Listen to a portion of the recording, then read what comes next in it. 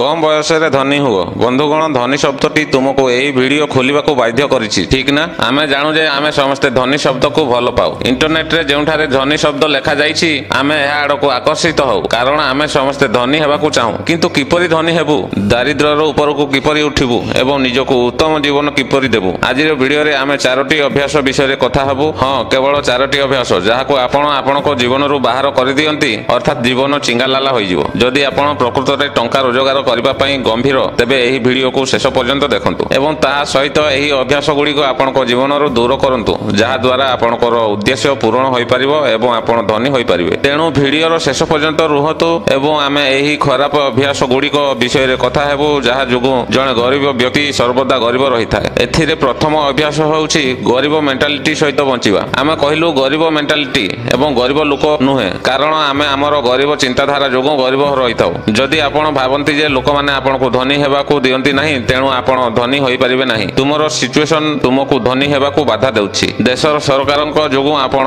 धनी हेबा एक प्रकार असंभव। ता छडा टैक्स व्यवस्था आपनको गरीब करबा पई डिजाइन करा जाइछि, तेणु आपण केबे धनी हेई परिबे नाही। ए सबु भाबिबा प्रकृत रे पुर मेंटालिटी रो एक लक्षण। किंतु एथिरे आपण एका नहंती। देशर 90% लोक एही कैटेगरी रे पड़ंती एवं एही कारणरू भारत एबे भी एक गरीब देश। आमे हमर दारिद्र्य पई समस्तଙ୍କୁ दायी करू। जेतेबेले टंका विषय कथा हुए ता सुनिबाकू मजा लागे, किंतु जेतेबेले एहा करबा कथा आसे आमे विभिन्न प्रकारर बहाना करिथाउ। एहा विपदपूर्ण जे आमे एहाको परे करिवु, आम पाखरे समय नाही एवं मु आउ किछि जानि नाही। किंतु बंधुगण एहा एक मिथ्या, जहा बहुत खराब भाबरे प्रसारित होउछि। सफलता नियम समस्तଙ୍କ पई समान। आमे सारा दिन टंका पई काम करू एवं शेषरे जेतेबेले आमे अधिक टंका रोजगार करू ना, जेतेबेले आमे निजको शांति कर दउ जे अधिक टंका रोजगार करी कोन हबो, टंका रु थोड़ी शांति मिलिबो। तेबे बंधु माने तुमे मते कुह, जे व्यक्तिर टंका अभाव अछि से कोन शांति रे रहि परिबो? ठीक अछि, किंतु जदि तुमरो कोटी कोटी टंका अछि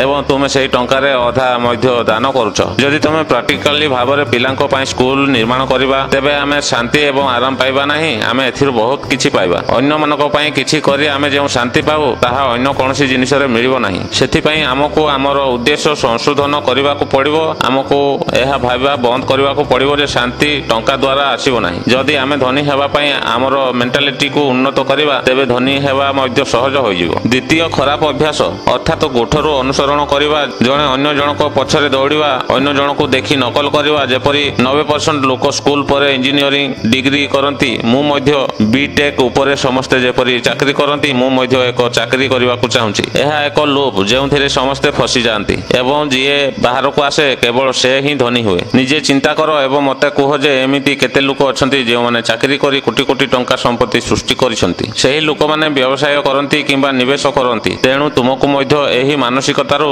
बाहरिबा को पड़िबो। जदि तुमे चाकरी करो एवं एथिरे संतुष्ट, तेबे चिंता करो नाही, एथिरे कोनोसी क्षति नाही। केवल एतिकी जे तुमे एथिरु धनी होई परिबो नाही। जदि आपण कोनोसी चाकरी करू नाहंती किंबा आपणकर चाकरी रे संतुष्ट नाही, तेबे तुमको अन्य दुईटी विकल्प विषय रे चिंता करबा को पड़िबो। सेथि पई आपणको पसंदरो एक चाकरी खोजंतु, कारण सेतेबेले ही आपण संपूर्ण निष्ठार सहित सठिक भाबरे काम करि परिबे एवं तापरे आपणको टंका पछरे दौड़िया को पड़िबो नाही। आपणकर आग्रह ही आपणको टंका रोजगार करिवो। तृतीय खराब अभ्यास विषय रे कहिबाकू गले एहा हेउछि रिस्क न नेबा। जदि आपण आपणकर चारि पाखरे देखिथिबो समस्त लोकंको सठिक भाबरे विश्लेषण करंती, तेबे आपण देखिथिबे जे समस्त सुरक्षित रहिबाकू चाहंती, सिक्युरिटी सहित बंचिबाकू चाहंती, केही रिस्क नेबाकू चाहंती नाही। पिला दिनरु घरे किंबा स्कूल रु आम भितरे एपरि मानसिकता विकसित हुए, आमर मन आराम रे रहिबाकू पसंद करे, जहा जोगु आमे रिस्क नेबाकू भय करू एवं एही भय हमकू धनी हेबाकू दिए नाही। एही भय जोगु आमे सरकारी चाकरी पई प्रस्तुत करू। एही भय जोगु जदिओ आमे सरकारी चाकरी न पाइलु, आमे एक बेसरकारी चाकरी करू एवं प्रति मासरे एक सुरक्षित रोजगार उच्च करू। साधारण लोकंको एही असुरक्षा को एक अस्त्र भाबरे व्यवहार करी धनी लोक माने टंका रोजगार करंती। व्यवसायी माने सेमानकर प्रोडक्ट बिक्री करंती एवं व्यवसायी सर्वाधिक टंका विनियोग करंती एवं एथिरो लाभ पांती। तेबे आज ही जानतु जे हमर भय पूर्ण संभावना हासिल करिबारे बाधा दिए। हमको हमर प्रिय जिनिस गुडी करू दूरे रखे एवं हमको एडजस्ट करबा को सिखाए। तेणु जदि आपण कम बयस रे धनी हेबा को चाहंती, तेबे रिस्क नियंतु। चिंता न करी रिस्क नियंतु नाही, भाबी चिंती रिस्क नियंतु, जहा द्वारा आपण खराब समय रे निजको रक्षा करि परिबे। एहा मध्य जानतु जे एही दुनिया रे केही सुरक्षित नहंती। एहा हम मनर एक भ्रम जे जदि आमे एते टंका रोजगार करूछु, एहार अर्थ हेउछि आमे सुरक्षित। जदि तुमको कोनसी रोग हुए जहा पई टंका ଆବଶ୍ୟକ ହୁଏ। ଲକ୍ଷ ଲକ୍ଷ ଏବଂ ତୁମ ପାଖରେ ଏତେ ଟଙ୍କା ନାହିଁ, ତେବେ ତୁମକୁ ଏତେ ଟଙ୍କା କେଉଁଠାରୁ ଆସିବ? ତୁମେ ଏହାକୁ କିପରି ସୁରକ୍ଷିତ କରିପାରିବ? ଏହି ଦୁନିଆରେ କେହି ସୁରକ୍ଷିତ ନୁହନ୍ତି। ଏପରିକି ରାସ୍ତାରେ ଯାଉଥିବା ଜଣେ ଗରିବ ଲୋକ ବିମାନରେ ଉଡୁଥିବା ଧନୀ ଲୋକଙ୍କ ପରି ବିପଦରେ ପଡ଼ିଥାଏ। ତେଣୁ ବନ୍ଧୁଗଣ, ରିସ୍କ ନିଅ, ଭାବିଚିନ୍ତି ରିସ୍କ ନିଅ ଏବଂ ନିଜକୁ ଧନୀ କର।